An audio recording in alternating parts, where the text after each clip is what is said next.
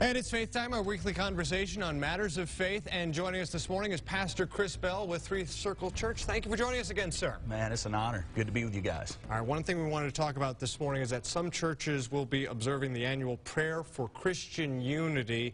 When we talk about Christian unity, what do you think are some of the things within the faith that all denominations can agree on? Right. I think there's many things that we can agree on, but I think at the top of the list, first of all, is I think we can agree that there's one living God. So we agree, evangelical churches at least agree on Jesus and who Jesus is. But I think also, especially in our culture today, we need to remember and agree on the fact that all people are created in the image of God. So I think we need to love people. I think we need to care for people. I think we need to help people. And I think that is something that we can all get together on, who God is and the great commandment to love Him and love others. When we talk about a prayer for Christian unity, that raises another question that you might get, one that I've been faced with in a Bible study I've attended recently, is that when you're asked by somebody, why are there so many Christian denominations, how do you respond to that question? I think that's a great question. I think at the end of the day, it's just a display of as humans, our desire to work together. You know, Three Circle Church, the church I pastor, we're part of a denomination. And the reason we are is because we can do more together with other churches than we could by ourselves. And I think when denominations are working at their best, it's a time where we work together to do things, to help people, to spread the gospel, to fulfill the mission of Jesus. It's a way for us to do that quicker together than we could apart.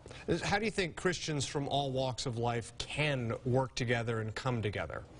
Well, at the end of the day, the church by nature is first a local thing. It's a local church. So I think that local churches and communities should be working together, crossing those lines to help our communities. I think Christianity should have an impact on the cities and communities where it is displayed, and I think those cities should flourish. The poor should be fed and helped. The sick should be prayed for. All those things that we should be doing in our communities, and we need to do that together.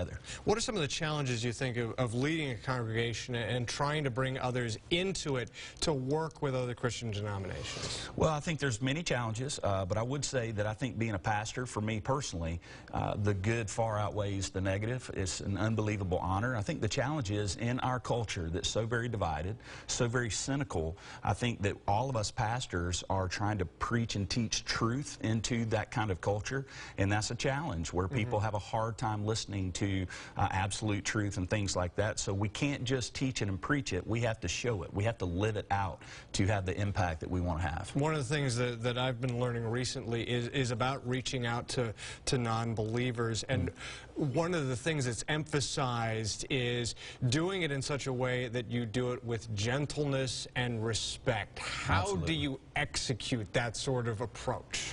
Well, I think that Jesus modeled this for us. You know, Jesus came onto the scene in the middle of the Roman Empire, very secular time, and yet he loved people. I think at the end of the day, our culture is big on tolerance. We should tolerate one another. Jesus never said to tolerate. Jesus said to love one another.